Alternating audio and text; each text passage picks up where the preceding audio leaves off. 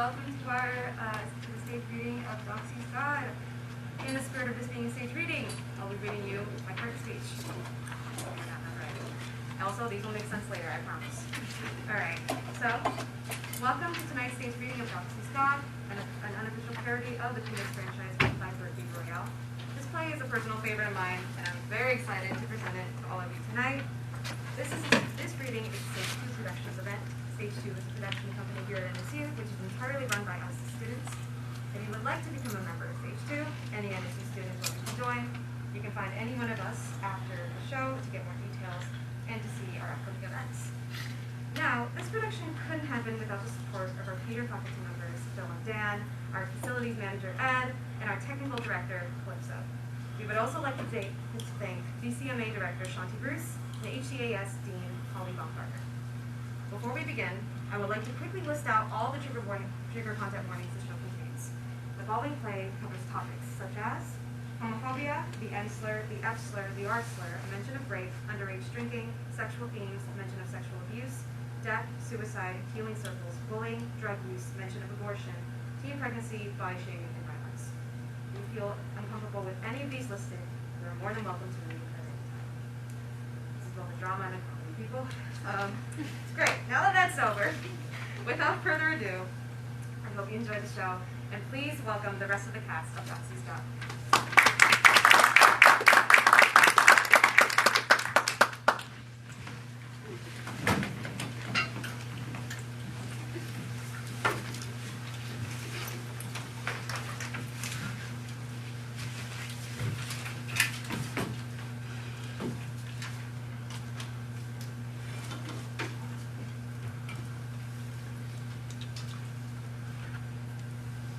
Doxy's God. Confessions of a Teenage Blockhead. Dear Pen Pal. Lights up on a handsome, however currently sullen teenager. His name is CB. Dear Pen Pal. I know it's been a few years since I last wrote you. I hope you're still there. I'm not sure you ever were. I never got any letters back from you when I was a kid. But in a way, it was always very therapeutic. Everyone else judges everything I say, and here you are, some anonymous person who never says boo. Maybe you just read my letters and laughed, or maybe you didn't read my letters and maybe you don't even exist. It was pretty frustrating when I was young, but now I'm glad that you won't respond. Just listen, that's what I want. My dog died. I don't know if you remember, but I had a beagle.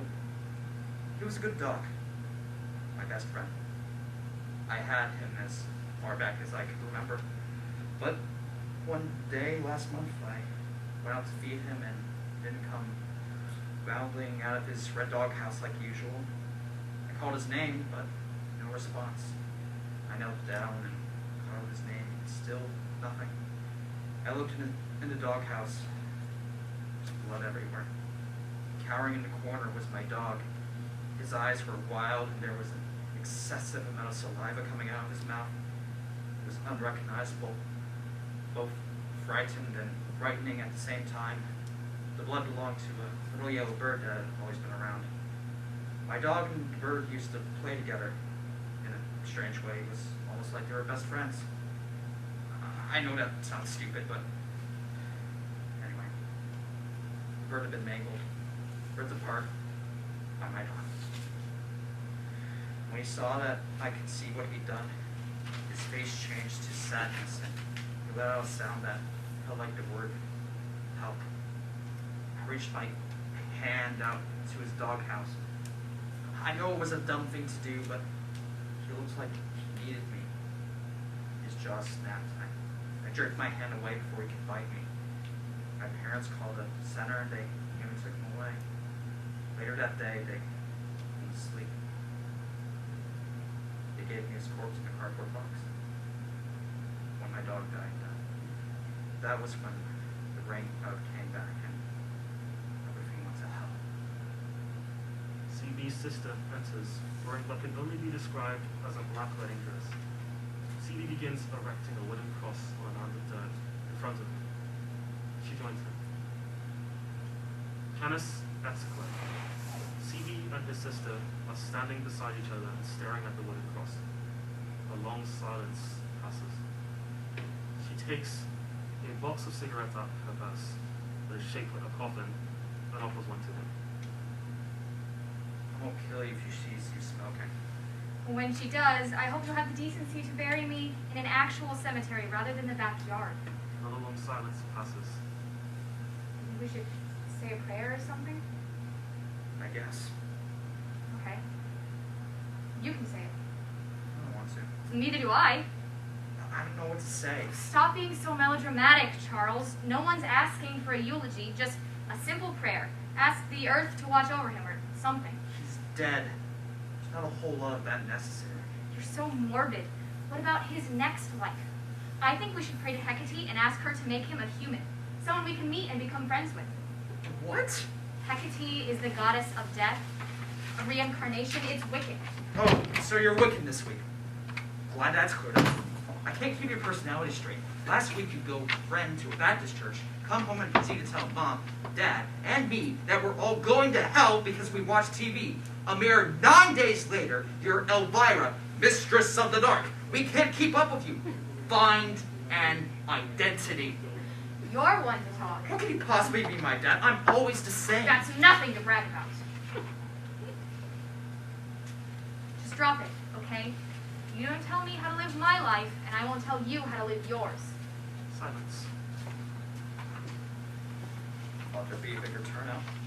She gives him a fancy look. Well, he was popular. All of our friends loved him. I just thought people would actually show up and pay their respects. You invited our friends? You? You were so embarrassing. You're just like the Bride of Frankenstein and I'm embarrassing? Shut up about my dress. This is not the way you would have wanted this to speak on. He was a dog, Charles. They shit on the ground and lick themselves. Ceremony is probably not key here.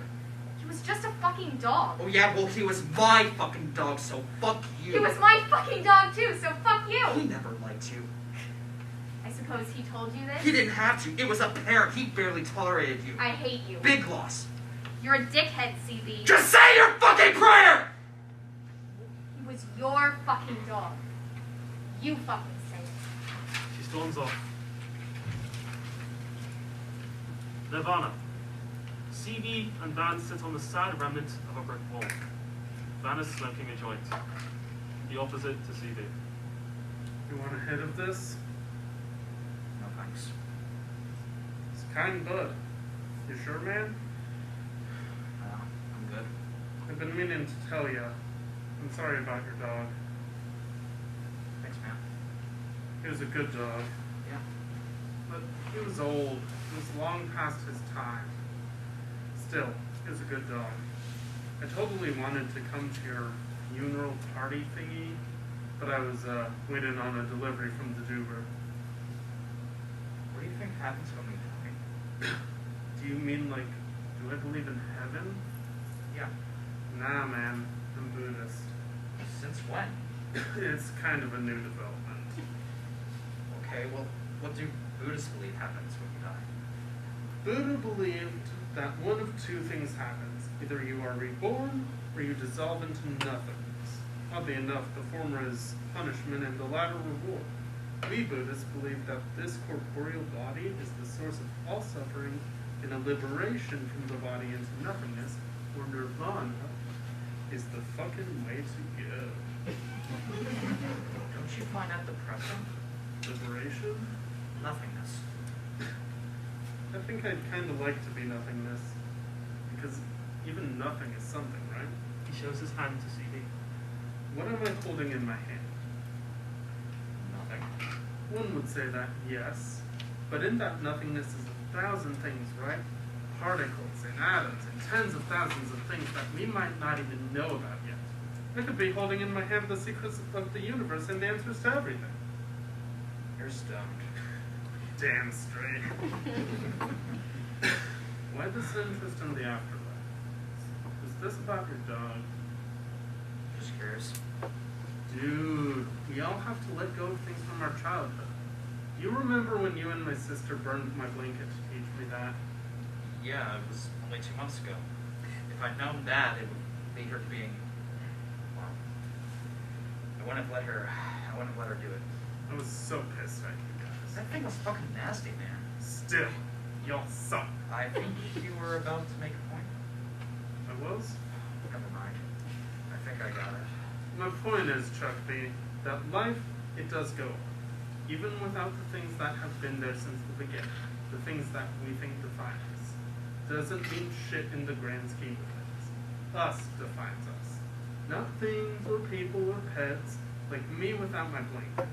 Still me. I miss my fucking blanket though. That was a dick thing y'all did. 3 words for you, bro. Pubic lice infestation. Could have been fixed. You let me keep the ashes. I smoked them. You what? I rolled them up with some good herb and smoked that shit up. That's sick. Now, my blanket and I are like one forever. That's seriously disturbing, dog. Yeah, we all handle grief in different ways. Can't be good for you. Dude, showed you two. Trying to mess with my shit. Ha! Hey, how is your sister doing? She's good. The doctors say she's getting better. Damn, I miss that bitch. So do I. This conversation is a major down on her ego. Dead dogs, missing sisters, burning blankets. Let's talk about something happy. Like what? They sit in silence. The lights fade slowly out. Where swine live. A piercingly loud school bell rings. Welcome to Thursday morning. CB stands center stage wearing his backpack. Matt enters. He is extremely attractive and just as obnoxious. CB, my nigga, what up, dog? They punch each other's fists. What are you going to the party on Saturday? Where? Marcy's parents are going out of town. Plenty of virginity. Hey, I think Marcy's all into you. Maybe, it's all the time for you to get into her. You know what I'm saying? Pumps the air and then gets serious. Oh, hey, man. Yeah, I'm sorry about your dog. Yeah. Thanks. You could probably use that to get some pussy, though. Bitches are suckers for that shit. Best sex I ever had was when I told this girl my mom kicked it. She consoled me for hours. If you could just whip up a few tears, it'll definitely help the cause. Yo, watch and learn. Life has no meaning. What could it have been me? Oh yeah, baby. I'm almost there. That's good, real good. Mom would have wanted it this way. I'm telling you, it works like a charm. Plus girls are sucker for animals. A dead dog, and that's nice. Hey man, what do you think happens when you die? Well, that's a good question, CB. I'm glad you asked. It's something I've thought about many times, and the way I see it, okay? When you start life, you come out of this gigantic vagina, right? That's bigger than you are, right? Right. Well, I think that when we die, we go back in, except this time, it's not our mom. Right. He pulls out a bag of coke and does a bump. You want some? No thanks. He shoves the bag back into his pocket. Oh, I love pussy. I love pussy, pussy, pussy. Beethoven enters, walking across the stage, carrying school books. He rolls his eyes as Matt passes. Speaking of pussy, the fuck are you looking at, cocksucker? Did you see the way that little faggot started fucking looking at me? Shouting to Beethoven as he exits. You fucking fairy, I'll kick your fucking ass. I fucking hate that kid. CB's sister charges on stage and pushes Matt. This time she's wearing gangster bitch attire. Leave him alone. Why are you so mean to him? Aren't you missing a Barbie tea party or some shit? Why are you such a dick? What was that? You said you wanted to suck my dick? So gross. CB, is it okay for your sister to suck my dick? I can't believe you let him talk to people like that. Fuck off, Squirt. Matt minds jacking off. Squirt? Being the operative word here. You guys are disgusting. She starts to leave, but then turns around. A smile spreads across her face. Hey, Matt. Question for you. Where do swine live? She runs off stage. Matt clenches his fist, rage is coursing through his body. You know how I feel about people calling me that. He's she didn't say it. Deep breath. He Let takes it go. He takes a deep breath, and is okay. Because she's your sister? And you're my best friend? I won't beat the shit out of her. Yeah, and there's that whole thing about being a girl, too. Right. You do have a temper, dude. And it all started with that little faggot. I fucking hate that kid. He always looking at me like he in love with me or some shit. Fucking hate him. They exit. The pianist and the platypus.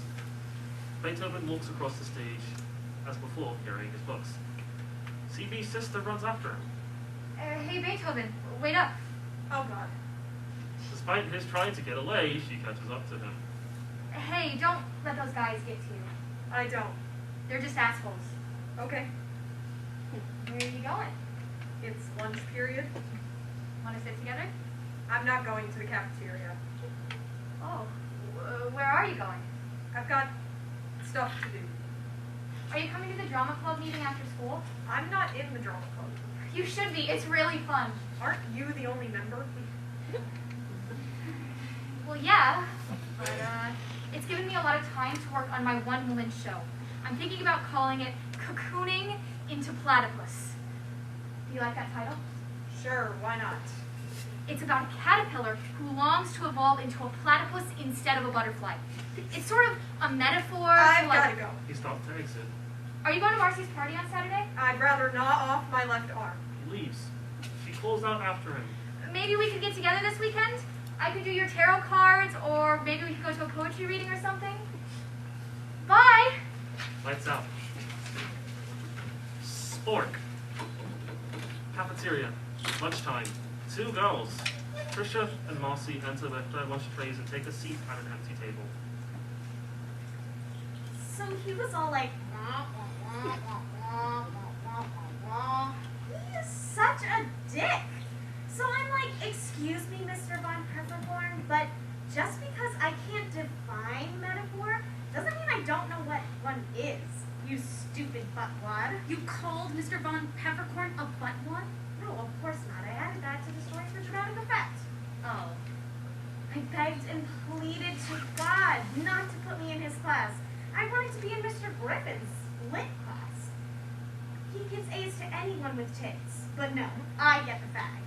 Do you really think Mr. Von Peppercorn is a fag? Well, if he were straight, then obviously I wouldn't be failing his class. Totally.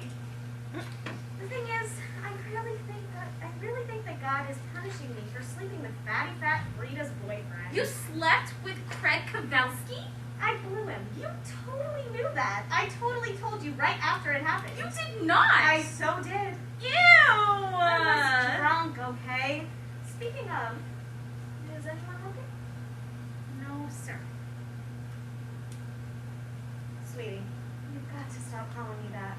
Over the following dialogue, Trisha reaches into her backpack and produces a large bottle of vodka. She pours a large amount into her milk carton. She passes it to Marcy, who does the same. Trisha quickly puts the bottle back into her backpack. Marcy produces a bottle of Kahlua from her backpack, and they repeat this action. They take their cartons close to them and shake them vigorously in unison. Switching gears.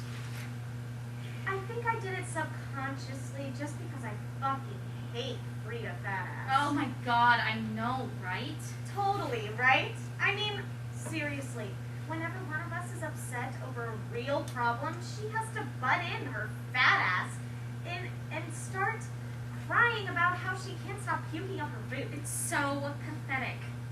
I swear to God, if I have to hear her bitch one more time about how Craig won't sleep with her until she loses weight, I'm going to stick my foot up her ass. That is, if I can find the entrance. If she's bulimic, will someone please tell me why she's such a heifer? I mean, come on, Frida. She told me the other day that she was on a diet, and I was thinking, like, what? You can't eat anything larger than your head? Survey says, You're fat. Take your finger out of your fucking throat and drag your ass to Lane Bryant. And speaking of her fashion sense, why is she always wearing that shirt that says WWJD? What the hell is that supposed to mean? Who wants jelly donuts? Marcy spits her drink all over the place. I think it's what would Jesus do. Well, he wouldn't wear that ugly ass shirt with those nasty ass spandex shorts. Spandex? Who wears spandex? Somebody needs to explain camel toe to her. Her body is so gross. Imitating Frida. I'm not just the president of the Itty Bitty Chitty Committee. I'm also a client. Ugh. What would Jesus do? He wouldn't let Daryl Farmer finger him under the bleachers during a pep rally, that's for damn sure. Totally. Now, what should we drink to? How about life, liberty, and the pursuit of happiness? Marcy, I hate to tell you this, but sometimes you are really bland. Screw you, I am not. Well, hello! There's 1,000 things in the world to toast to, and you picked the lamest one ever. Okay, here's to Donut her tray. tater tots. Well, that's slightly more interesting. They clink cartons and down their drinks. I'm buzzed. Me too. They stare at their plates. Trisha picks up her spork and studies it. The spork is a great invention. Simple, but effective. It's like, who came up with it? Trisha makes them another round. The spork was invented in the 1940s. After the war, when the U.S. Army occupied Japan, General MacArthur decreed that the use of chopsticks was uncivilized, and the conquered should use forks and spoons like, quote, the civilized world.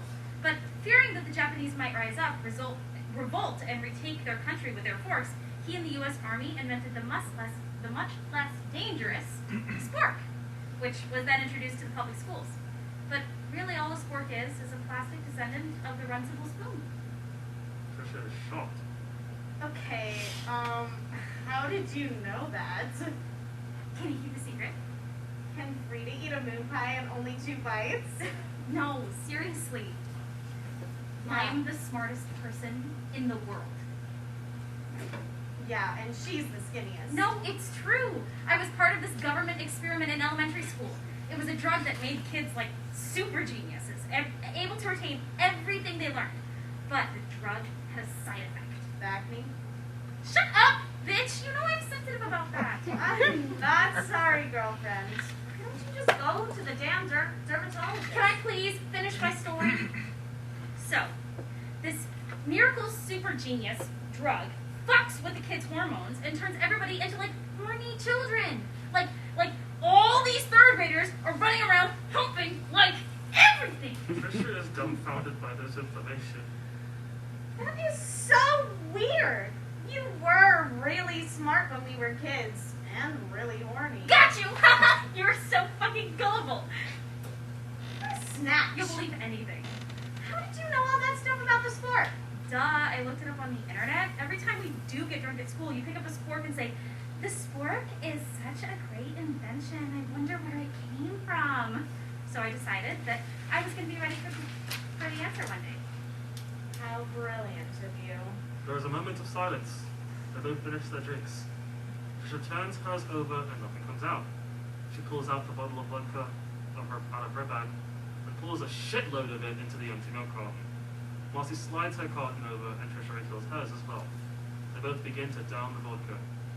I'm depressed. They look at each other and break out into an inebriated laughter. CD and Matt enter with trays and sit with them. Trisha and Marcy try to act normal. Hey, What up, sluts? What's nothing. Sorry we couldn't make it to your dog's funeral. That's okay. But don't you think that's kind of weird, like having a funeral for a dog? I guess. Whatever. Well, he's in a better place. Want a drink? No thanks. Oh, shit. You guys are wasted. What do you mean by a better place? I don't know, like doggy heaven or something? Do you really believe that? Hell no. Not a chance. I was just saying it to be polite. You don't believe in heaven? Well, yeah, for people, but dogs? I don't think so. So what happens to them? Maggot food. I love you!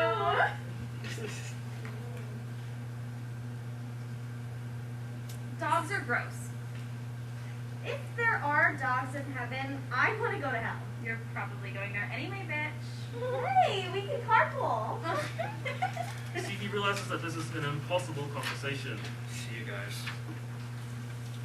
So, Matt, are you going to Marcy's party? Matt takes out a bottle of hand sanitizer from his pocket and uses it. I don't know, man. I gotta check my calendar. You don't even know how to read. Very funny, Trisha. That's okay. I like him dumb. You should bring CB with you.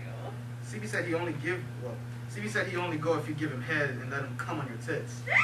You're a pig. Matt goes stiff as before. He's pissed defensively. What? I didn't say it. He let go of his anger and smiles. Whilst he takes a handful of tater tots from his plate. You can't touch my food like that. Why not? Oh man, you don't chew with your mouth open. That's disgusting. Look, there are these germs all over your hands. So when you put it in your hands in somebody else's food, you contaminate that person's food. And when you chew your mouth open, little piece of that food mixed with your saliva turn to fly out of your mouth and onto other people's food. It's gross. And now I can't eat He this. stands and exits, whilst he and Fisher are just staring after him. I don't get it. This is the same kid who used to wallow in filth. A virtual cloud of dirt followed him everywhere. He went and now he's like some germaphobe? And the nickname thing. It's like, who cares? He does. I'm so gonna have sex with him at your party. Do you think CB will come? On your tits, apparently. They giggle, look at the empty cartons, and a longing sweeps over them. We should revolt. We should rise up with our sporks in hand and protest against Fatty, fat, fucking fatty, fat ass fucking Frida! and Mr. Von Peppercorn. And tater tots. Who the hell wants to eat these fucking things anyway? Yeah. Begins tossing tater tots all over the place. Yeah. They awkwardly and drunkenly climb atop the cafeteria table, chuckling. They hold their spokes high in the air.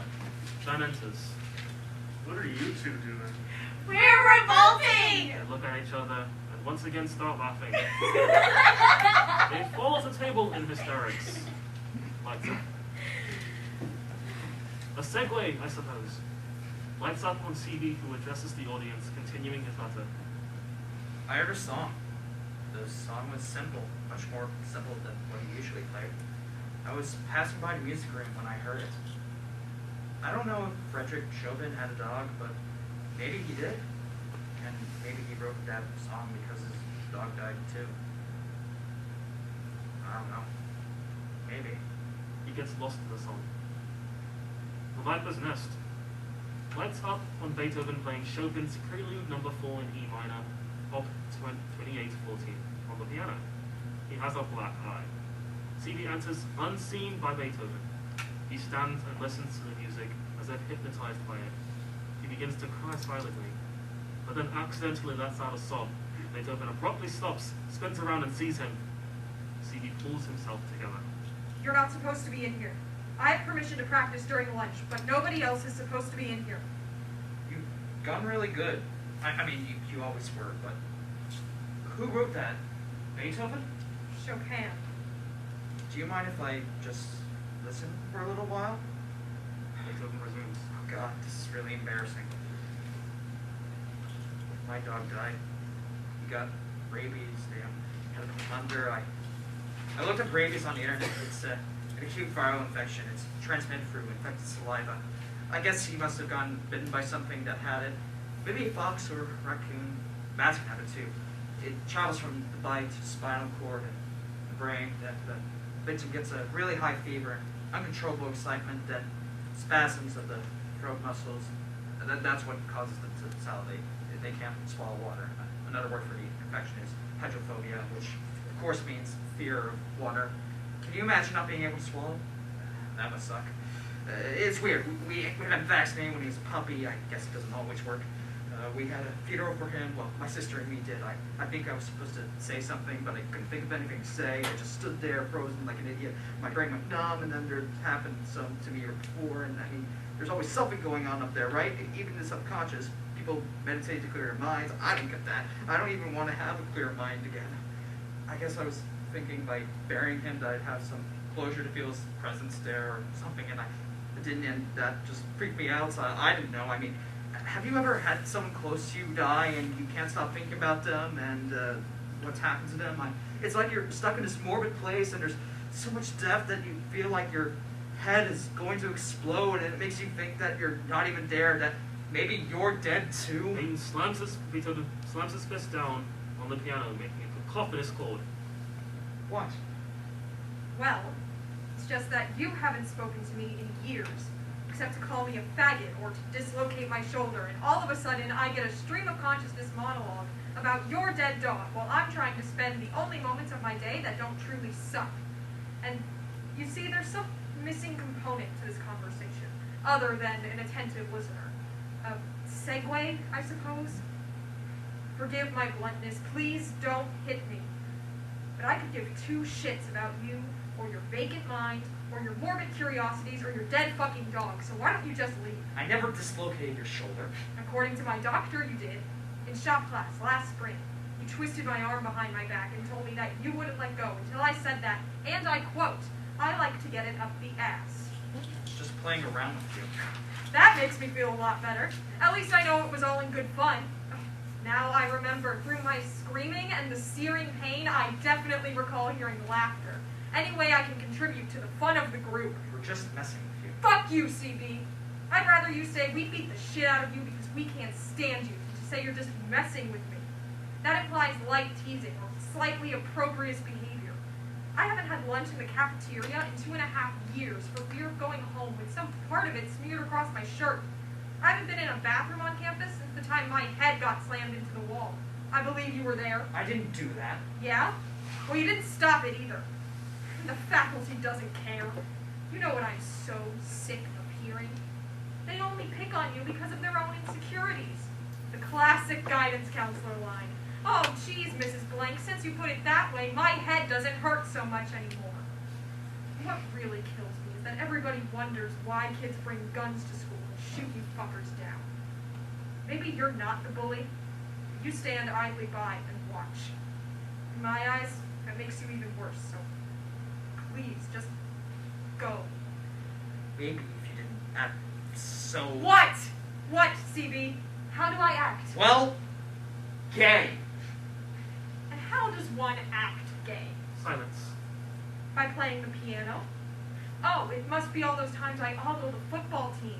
Maybe I'll stop carrying around a pink purse, or openly sucking dick in plain view of the entire student body. What? What is it? You're being hostile, and I'm just trying to talk to you like a civilized... I don't want to talk to you! I just want to be left alone. I don't need social pointers. All I need from you is an apology for the 5 minutes that you've stolen from my day. See, this is why you don't have any friends.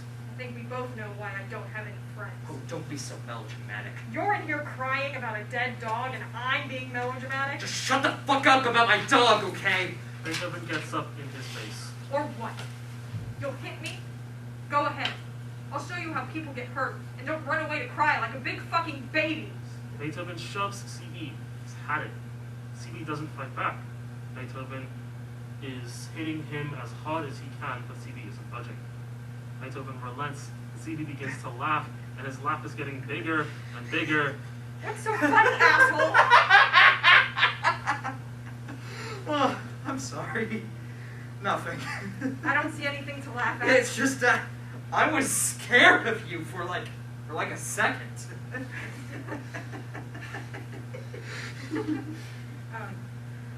I'm sorry. No, it's okay. I deserved it. Promise me you won't bring a gun to school. I don't know where to get one. A silence. You were one of my best friends. You all were. I just don't get it. It's no consolation, but, well, can I be honest? Yeah. No one knew what to say to you after your dad got arrested. It was all... It's more awkward for me. I'm sorry that we weren't there for you. That means a lot. See, now you're being sarcastic again. No, I wasn't. It's hard to tell with you. CB extends his hand. Cheers. I wasn't fighting a war, but okay. Cheers. He shakes his hand. The hands are together for longer than expected. CB pulls his away. Are you? I don't know. I've never had sex, so it would be hard to say at this point. But what about? My dad? I don't think that's considered sex. A longer than average silence. Do you remember how my dog used to howl whenever you played piano? Yeah. I always found it pretty insulting. He was singing along. What do you think happens to pets when they die? They go to heaven. You believe in heaven? Sure. There has to be some reward for having to live through this. And you think there are animals there in heaven? The wolf will live with the lamb, the leopard will lie down with the goat, and the calf and the lion and the yearling together. And the little child will lead them. The cow will feed with the bear, their young will lie down together, and the lion will eat straw like the ox. The infant will play near the hole of the cobra, and the young child put his hand into the viper's nest. My dog killed a living thing. Would God be mad? He was 6, CD. He couldn't help it. Was he talking about his father? Looks at CB, who looks depressed. You know, they say a dog sees God in his master. A cat looks in the mirror. I hate cats. Me too. CB stares at him for a long moment, and smiles. He stands up and walks over to the piano. He sits down and begins to play the bass part of the song, like Heart and Soul.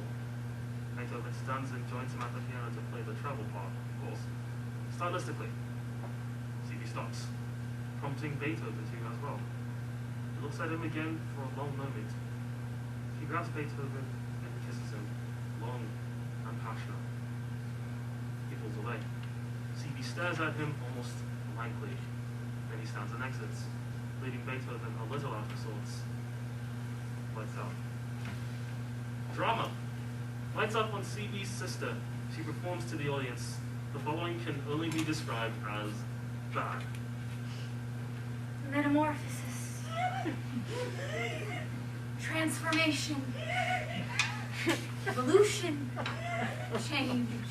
Evolution. Change. Changing. Evolution. I am a teenage caterpillar. I know of these things. For soon I'll spin a cocoon. And from that silk-like craft, I will create a magnificent creature. Will emerge. No, not a butterfly. For butterflies are a dime a dozen, destined to flit about for a day or so, then drop dead, or have its wings ripped off its body by a demented child, or have its body pinned to a piece of cheap foam core and matted underneath a cheap frame and hung in the bathroom of an elderly woman who reeks of Preparation H and mixed paper pop. This will not be my fate. This cannot be my fate. I will become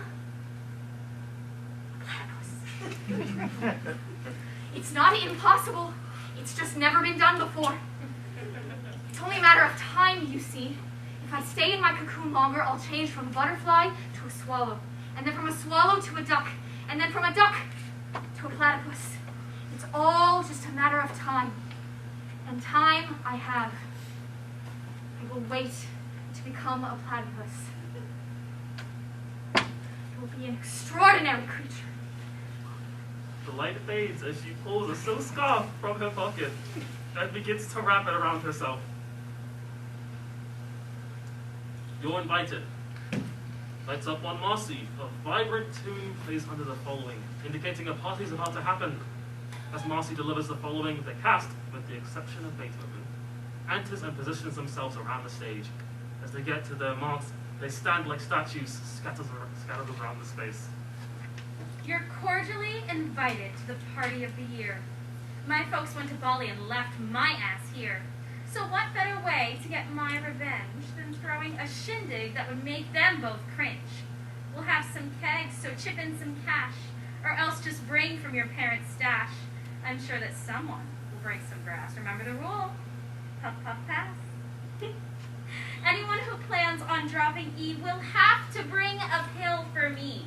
And anyone up for a little phys-ed, well, you can use my parents' bed. So Mommy and Daddy, I'm sure, will regret. I'm throwing a party you'll never forget. A strange melody plays over the beat, prompting the gang to begin dancing bizarrely. as they get to know the other. The song explodes and so do they. They launch into a rousing dance. Marcy and Trisha are grinding against each other. Matt is grinding behind Trisha and CB is grinding behind Marcy. Oh my god, did you see Frida? Naturally curly hair, my naturally skinny ass. Oh, she's such a wannabe. And it never will be. I hate her. I love you. Right. Y'all should make out for CB right here. You only got 1 week left to live. Let the boy die with a heart on. They tease like they're going to do it. Matt, you're so dirty. If CB wants a hard on, I'm sure I can take care of that solo. Matt and CB slap hands over Trisha and Marcy, squinting off. Is someone defecating on the barbecue? Oh my god, you can't do that! That's disgusting! Van dances over to CB's sister, who is dancing freakishly by herself. Hey, Angel Tits. Wanna dance? Horizontally. Fuck off, dick! I'm waiting for someone. She exits the stage. He continues dancing. Break dancing, in fact. Hey, your retard little brother is cooking his feces on my parents' grill. She charges past to Trisha and drags her away from between CB and Matt. Did CB say anything about the prom? In like the 14 seconds you were gone? Sorry, hon. Trisha, just find out, or I'll cut you. Looking off stage. Franklin, get that blunt away from Miss Kitty Whiskers right this instant! Hey, bro, bring it over here. Beethoven enters, carefully. He's holding a cup and sipping slowly. Matt spots him. The fuck are you doing here? What the fuck are you doing here? The music stops. Matt walks over to Beethoven and gets up in his face. Hey, I think you missed the fine print at the bottom of the invitation that said no queers. Sorry you came all this way, buddy, but you're gonna have to turn around and follow the breadcrumbs back to that little house of yours. CB pulls Matt away by the arm. Matt, dude, chill. There's nothing wrong with him being here. We're having a good time. We were having a good time until he walked in. Leave him alone, man. Let him stay. CB, my parents would kill me if they knew there was a homosexual in our house. Why, RC, there are 7 people upstairs on ecstasy fucking in your parents' bed. Relax. Trisha, who is beyond trash, walks over to Beethoven and pulls against him. Did you hear? There's a homosexual in the house. She falls down, spilling her beer all over Beethoven. Marcy runs over to her and begins fanning her, freaked out. See, look, now he's been here, people starting to die. I'm leaving. Quick. Beethoven throws his cup down and Matt lunges at him. CB is able to grab him and keeps him away. No! Don't go! Matt, calm down. Go inside and get a beer or something. I gotta go to anyone until this little faggot walk his little faggoty ass out of here. It's not going anywhere. CB, shut up. I'm leaving. No! Yeah, isn't your dad waiting for you? CB grabs Matt's arm and twists it behind his back. The fuck? Matt screams in pain. Fuck are you doing, man? Apologize to him right now. Fuck no! CB twists his arm further. Another scream. Let him go, CB. Dude, turn him loose. He's your friend. Pointing to Beethoven. So is Beethoven. He pushes Matt to the ground. They all ran over from the still passed out Trisha to Matt. I'm gonna fucking kill you, man. CB stands beside Beethoven. You guys make me sick. Are you okay? Yeah. Good. He grabs him and kisses him again in front of everyone. They all gasp. Really loudly this time. Everything is still. CB's sister drops her drink. Oh my god. Oh my god. Oh my god. Oh my god. Trisha comes to and says, Oh my god. Y'all, I think I'm gonna puke. Me too. What did you just do? I think we need to get out of here now. they run off stage. Lights out. Nocturne. Lights up on Beethoven and CB. That was a very stupid thing you did. Was it? You realize we can't go back to school now, don't you? Well, you can, but I can't. Where do you want to go? I have a car. We can leave tonight. I'm game. Let's go. Are you on crack? I'm not running away with you. I never want to see you again as long as I live. In fact, I think that I hate you. What did you think that would accomplish? Did you not stop to think about what it would mean for me? Are you sorry that I did that? Yes, That I kissed you, or that I kissed you in front of them? both. Then, I'm sorry. I thought that you wanted me to. Well, that's mighty presumptuous of you. Pulling a CD from his pocket. Here, I made you this mix. It's all the Chopin you could ever want. I'm kind of like going through this Chopin phase. This is all so weird. Look, I'll tell them all that it was me just trying to prove a point. What point would that be? I don't know, that it's okay to be different. And you needed me as a visual aid. I can fix things. I don't think you can. I was sticking up for you. That's what you said you wanted. Sticking up for me is one thing. Sticking your tongue in my mouth in front of everybody is quite another. I can't believe you've done this to me. What am I going to do? You kiss me. Without missing a beat, Okay. Beethoven throws himself into CD and they kiss. Lights out. The Hangover. The sound of a rooster crowing lights up on Trisha, Marcy, and Matt, sitting on the ground. Matt is shirtless. Trisha's wearing sunglasses and is probably still very intoxicated. Marcy is staring dreamily at Matt. She sings. The following is delivered slowly, except for Marcy, who has an overabundant amount of energy. Did that really happen last night? Or did I dream it? Nope, we definitely had a threesome. Well, Trisha passed out pretty early.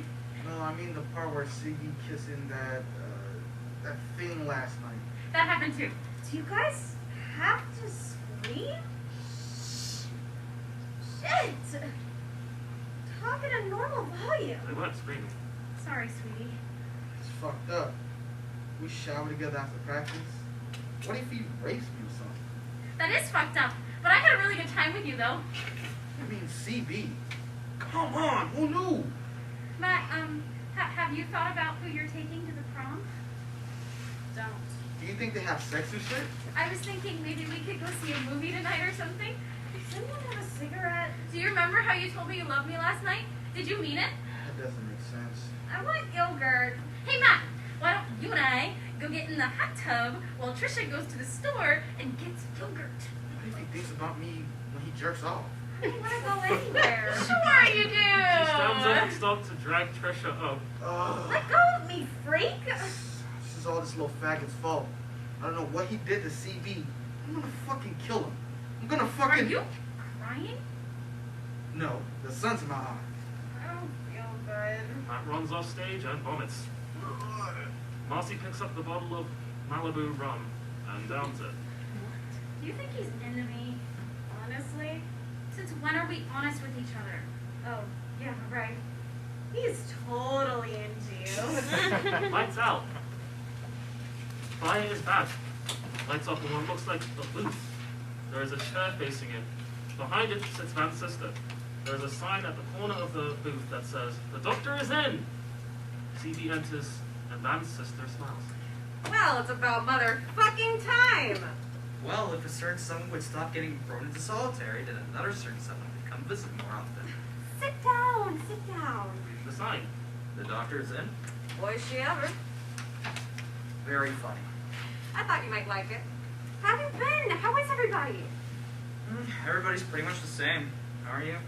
I'm great. I'm doing really well. I've taken up knitting. I know that sounds cheesy, but it's been really good for me, and I made you something. She holds up a scarf, but it's not nearly as interesting as the handcuffs that are restraining my hands. It's beautiful. Wow, thanks. I'll wear it often. Don't the handcuffs seem a little unnecessary? Are you kidding? I love them. They're kinky, and you know me. I do. Besides, it's for your protection. I'm not scared. Grinning. Maybe you should be. When are you getting out of here already? As soon as I can say 3 simple words. Fire is bad. But I'm not in any hurry to rush out of here. They got me on great drugs. Can I just say, I love lithium! You've got to try it. Don't say shit like that. There are people who miss you out there. those people out there are just as crazy as the ones in here. Did that sound cliche? Maybe not as much as I love lithium.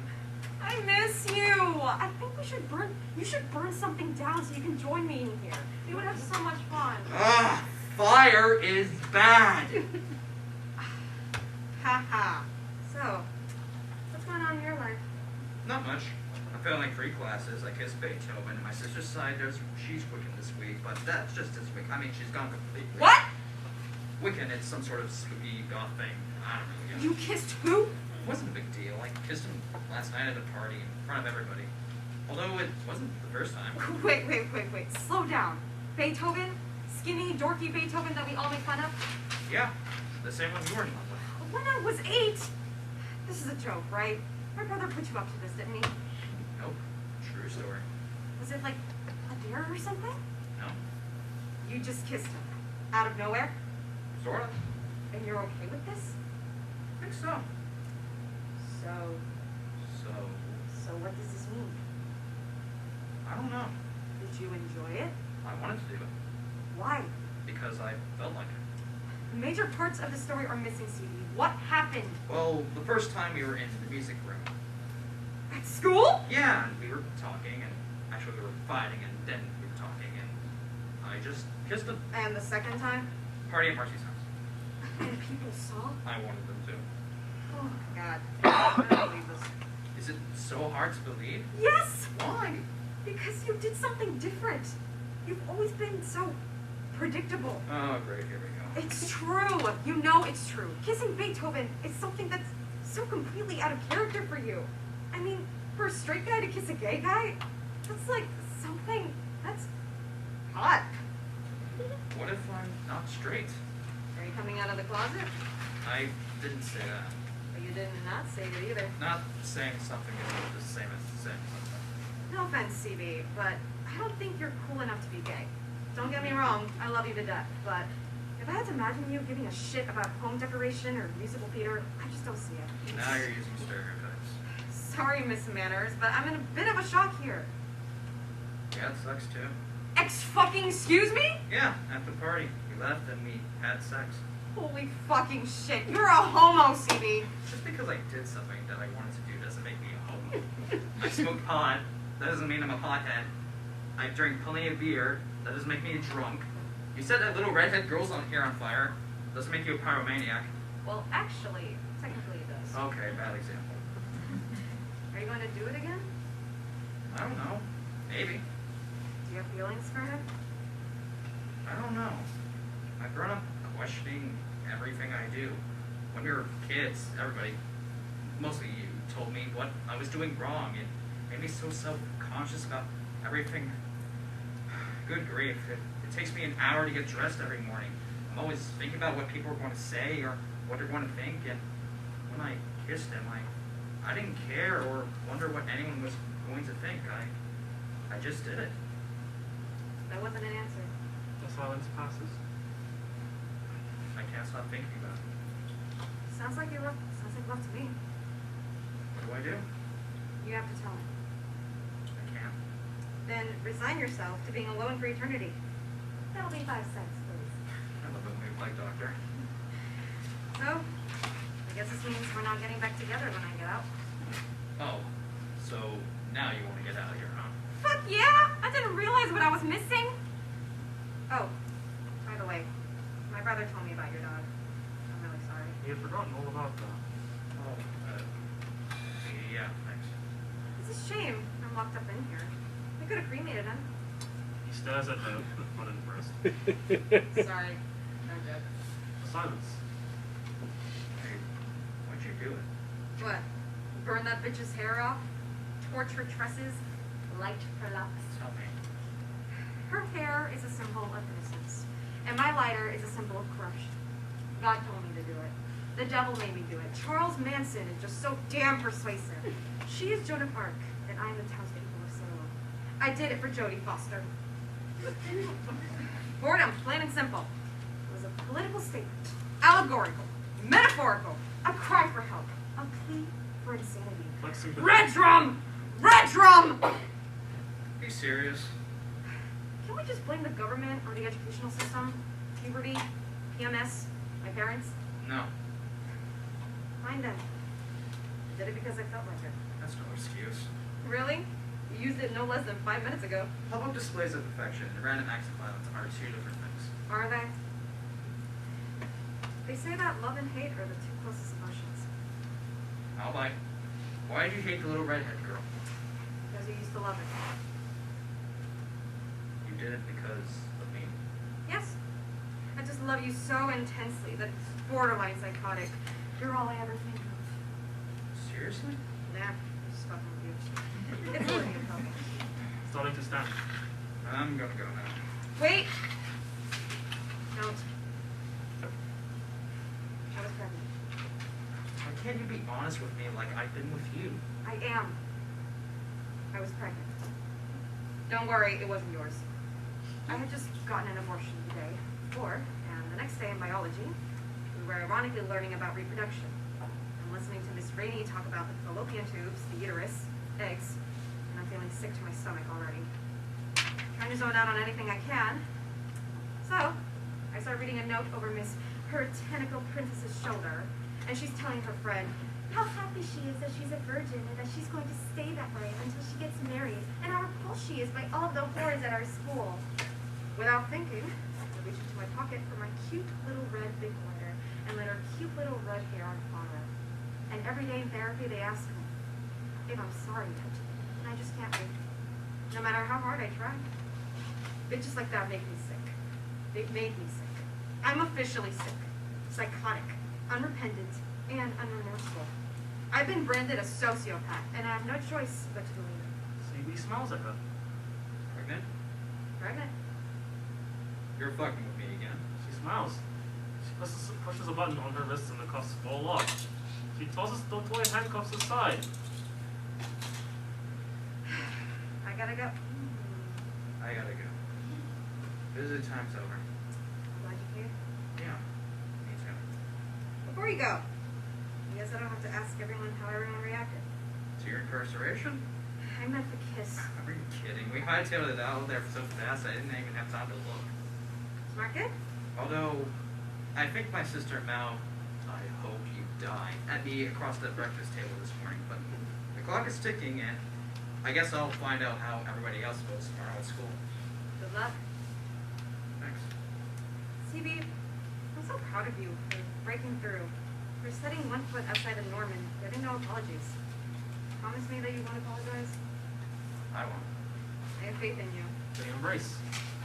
And next time when you come, if you could just maybe stick a book of matches up your ass, I'll be your best friend forever. He gets up and leaves, but not before saying, You already are.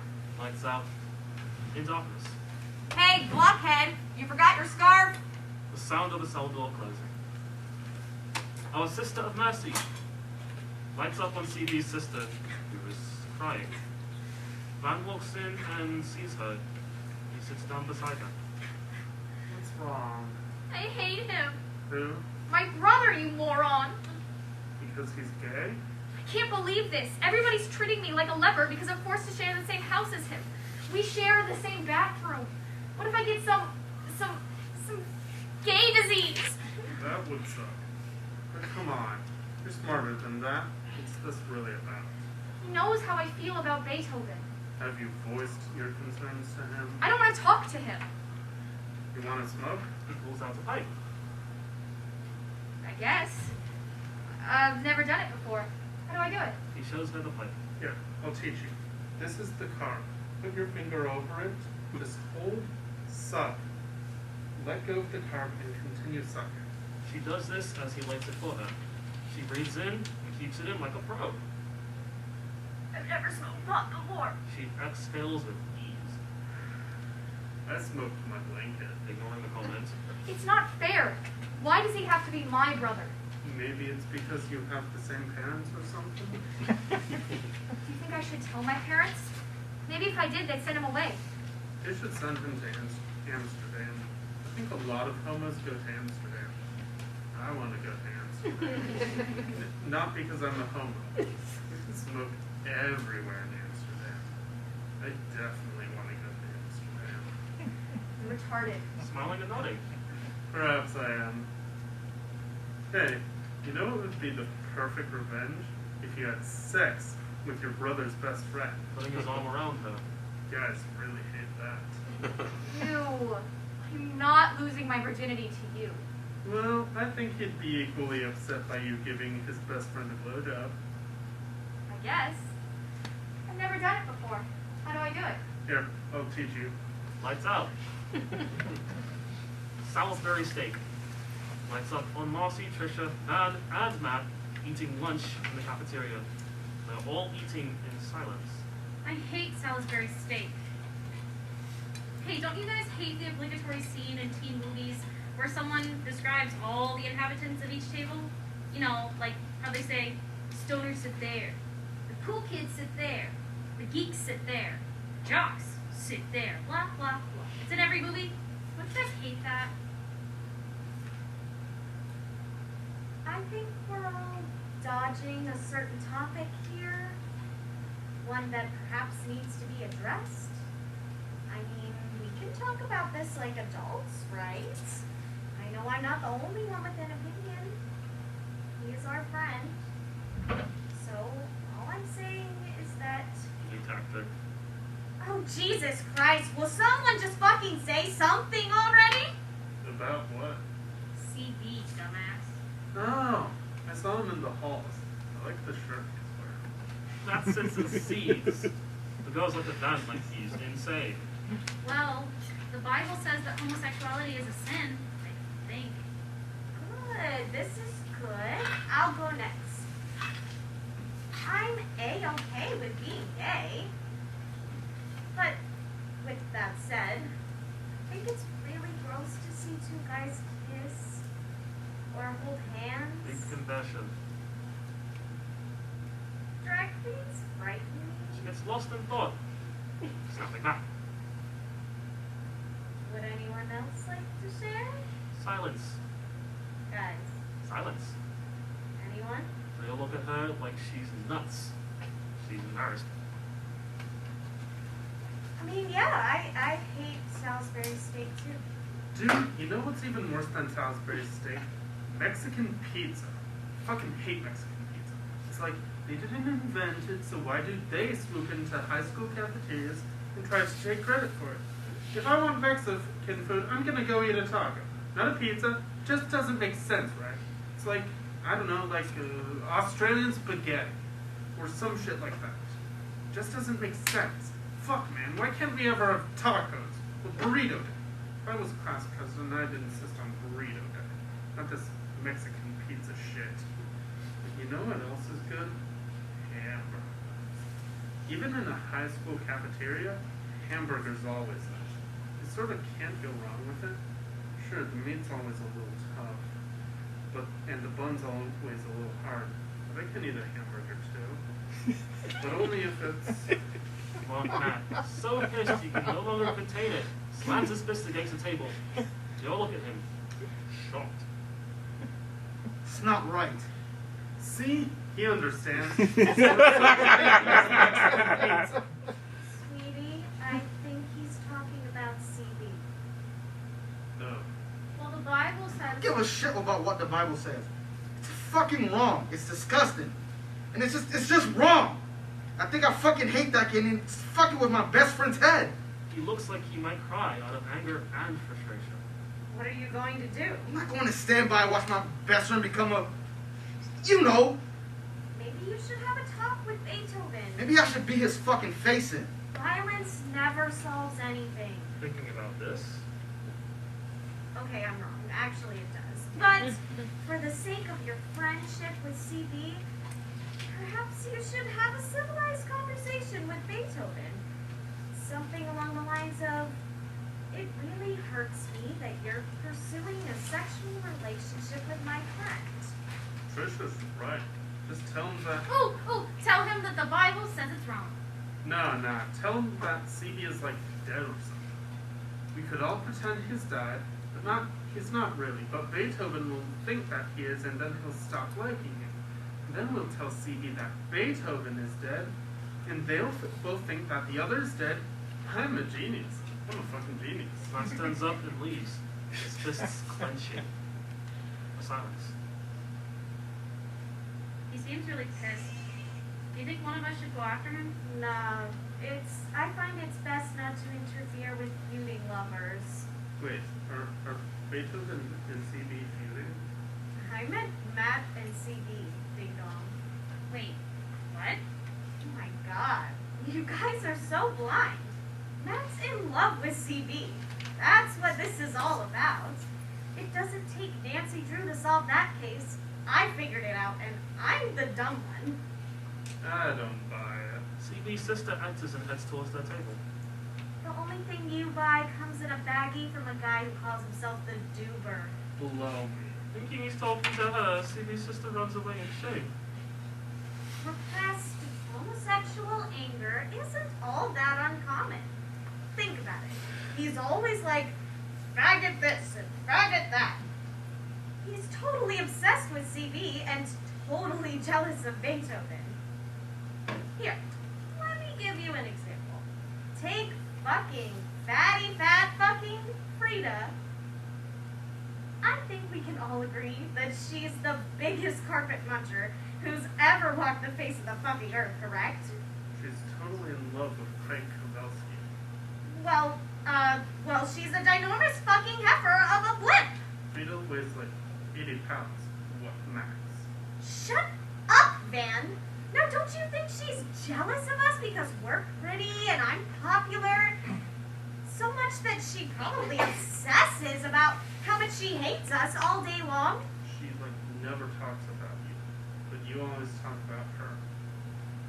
Oh, it's you who's obsessed with her. No, my little stoned friend. You've missed the turn and are heading towards a dead end. No. Move over, Nancy Drew. Scooby-Doo's driving this van. So, following the logic of you so graciously presented us with, repressed homosexuality rears its ugly head in the form of obsession and jealousy. So, holy shit, do you know what this means? We're not lesbians! Trisha and Van look at Marcy. Strangely, she looks away, holding a spoon full of jello. At least I'm not. What's that supposed to mean, you twat? Oh, nothing. I just think it's really strange how you never used to invite me to your sleepovers with her in 8th grade. That's because you make weird sex sounds when you sleep. I do not! I do not! I do not. I do not. You're both assholes. I'm not jealous of Farida. And I'm not in love with her either. She and Craig Kowalski can have each other. I hope he gets lost in her fat rolls. She grabs her bag and huffs off. Trish! Don't.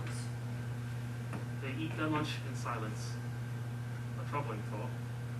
This is the cool table, right? The lights fade out as they continue to eat their lunch.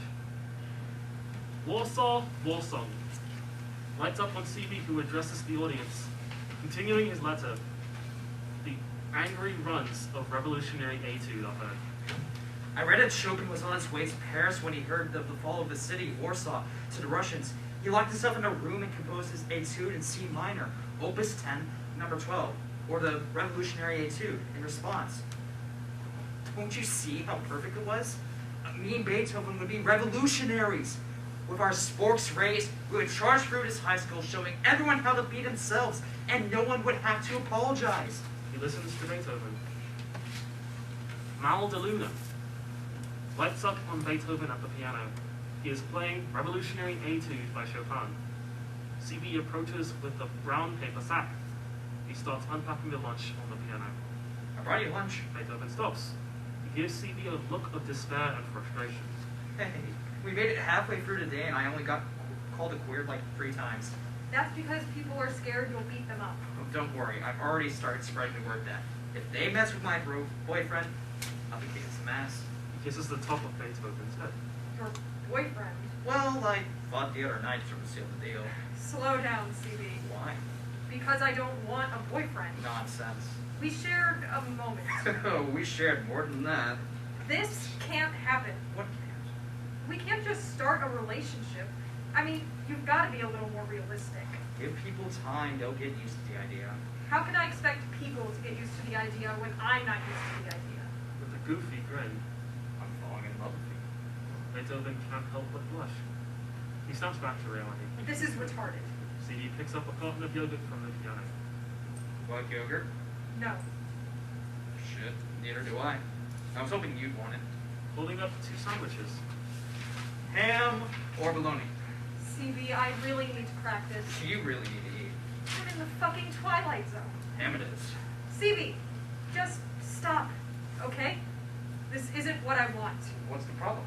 This is the problem. I'm a little stressed out right now, and I'm trying to calm my nerves by playing the piano, and you're turning into Donna Reed before my very eyes. Who? Never mind. Look, the other night was great, but let's just call it one of those things. You go back to being yourself, and I'll even let you hit me now and then for old time's sake. This is just too weird. Remember the other day when I asked you if you were gay and you said you didn't know? You'd never been with a man before. Well, now you have. So, what's the verdict? I don't know. I'm trying not to think about the other night. CD sits down next to him and begins kissing his neck. I can't think of anything else. Beethoven squirms away. CD gets up.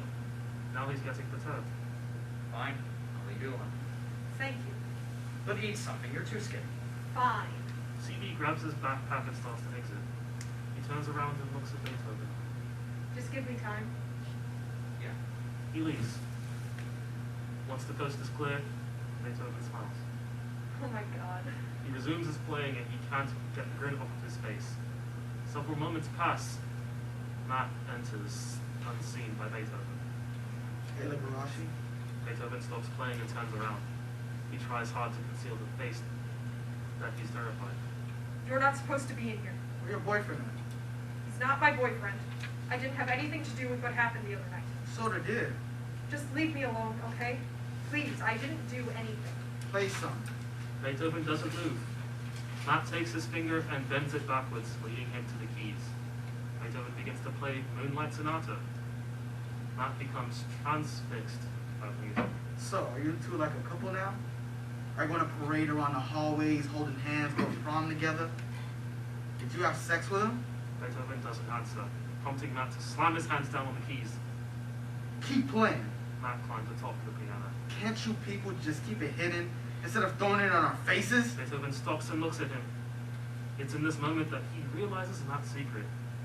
Matt chokes down from the piano. CB is not like you. If you as much as look at him again, I'll kill you. You got that? Beethoven stops playing. Matt starts to exit. No. What? Matt goes back to the piano. What did you just say to me? I said no. Pigpen. Matt puts his hand in front of Beethoven's mouth and quickly slams the piano lid on his hand. He slams the lid down on his hands again. Beethoven screams into Matt's hand. Tapophobia. Lights up on CD, who addresses the audience, continuing his letter. Frederick Chopin died of tuberculosis on October 17, 1849. He had 2 requests upon dying. He was terrified of being buried alive, so he asked that his heart to be removed from his body. He was entombed in a pillar in the Church of the Holy Cross in Warsaw. The second request was that Mozart's Requiem be sung at his funeral. Peace requires female voices, but the Church of the Madeleine didn't let women sing in their choir. They delayed the service for 2 weeks while the powers that be argued. In the end, they honored his final wish.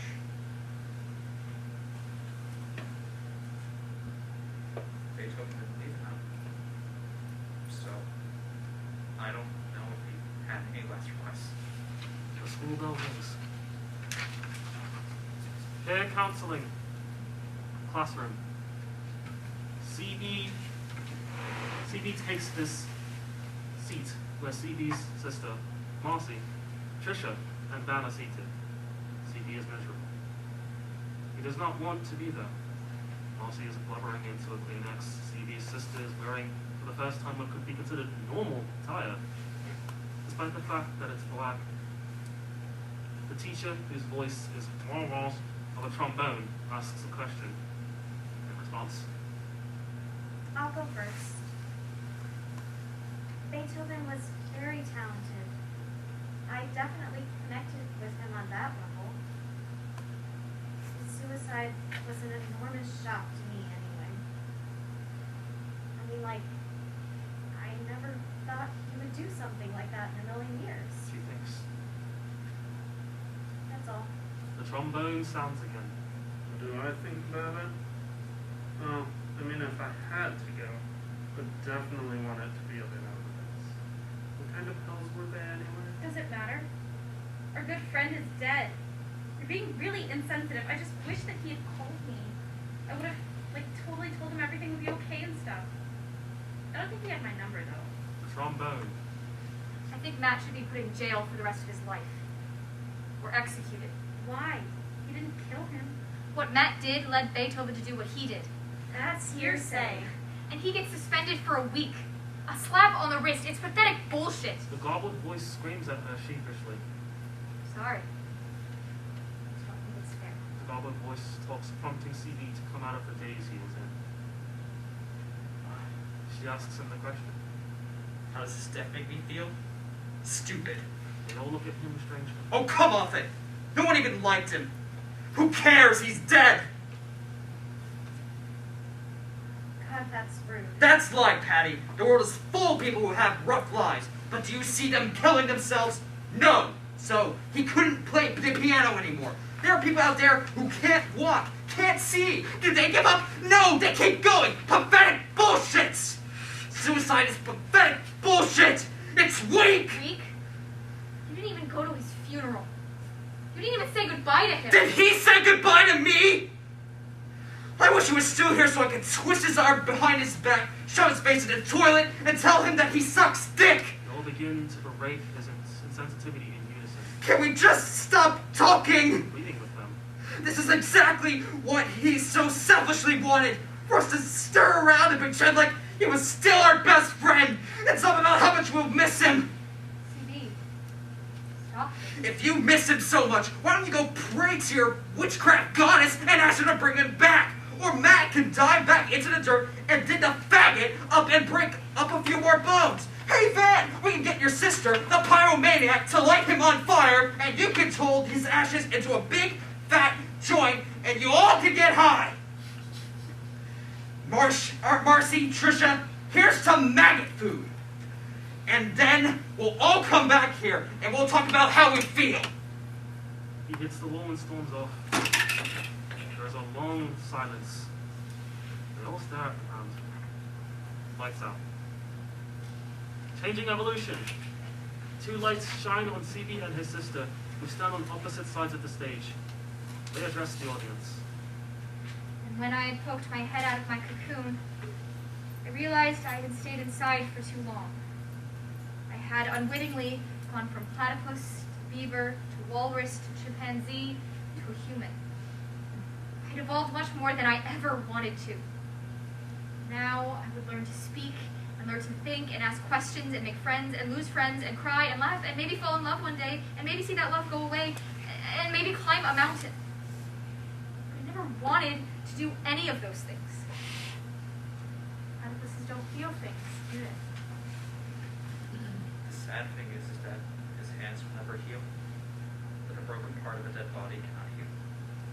Now I'm trapped in this body that will always know regret. A girl who should have been a butterfly, but still always want to be a platypus. I hope you're doing well. Sorry for loading all of this. Forcing a smile. I bet this is the longest letter you've gotten. Thanks for listening. Sincerely, yours truly, Lauren. Your pen pal, CD. The lights change, and CB's sister looks to him. The red doghouse appears. It is old and covered with cobwebs, creating a mausoleum-like presence. Brothers and sisters, Hey, Okay.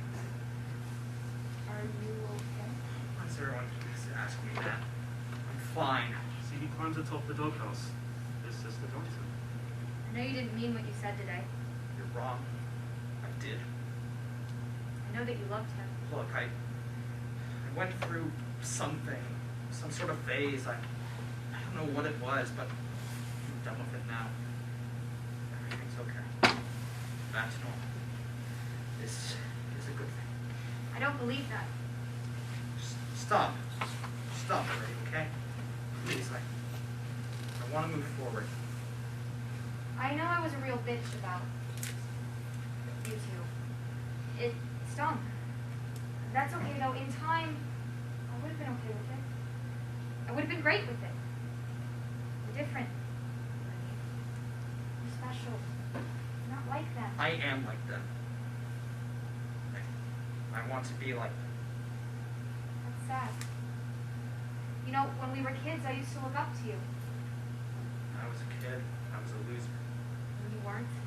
You were great. A little different, but great. Recently, I've seen that quality in you again. Do you ever feel like you're not a real person? That you're the product of someone's imagination you can't make for yourself because you're really like just some creation, and that somewhere there's people laughing every time you fail? Laugh and the world laugh with you. Cry and they laugh even harder. She kisses him on the cheek and starts to exit. Do you think I'm gay? Maybe. Maybe not. Smiling. You know, can't keep up with you. Find an identity. Oh, I almost forgot. This came for you. She hands him an envelope and leaves. He looks at it, and the wind is knocked out of him.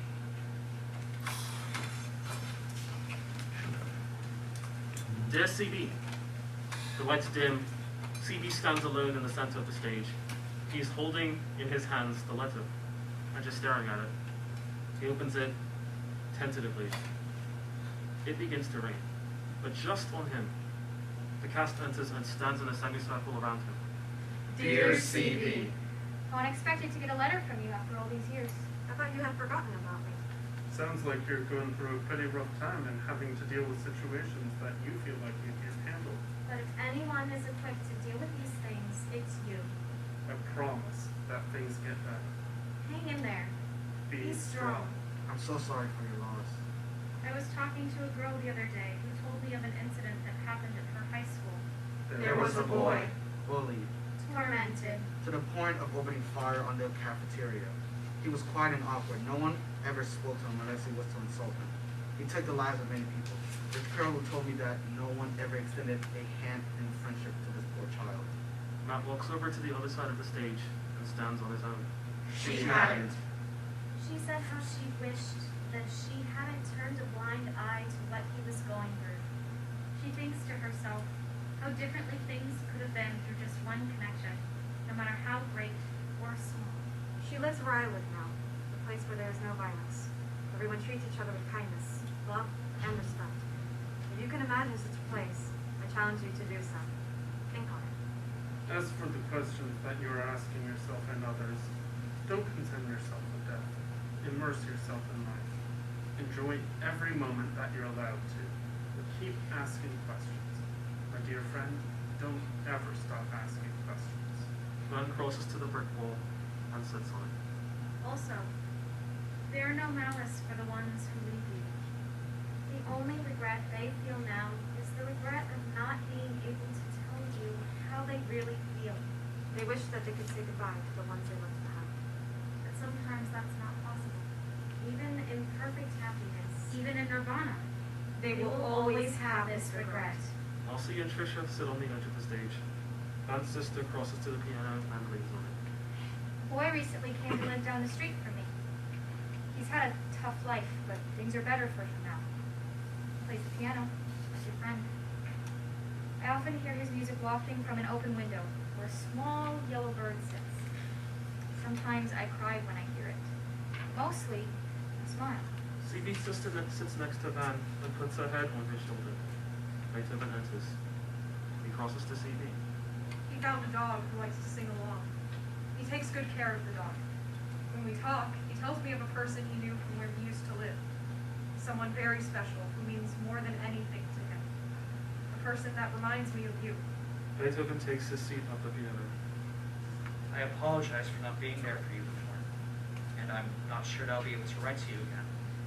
Just know that there's someone out there thinking about it. Someone who has vested interest in your success. How I wish I had the opportunity to meet you.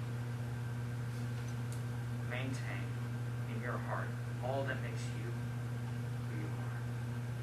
You are a good man. Your pen pal, C.S. As the music reaches the end, he drops the soggy letter and, embracing his own private raincoat, cries for his dog, for his friend, for himself. End of play.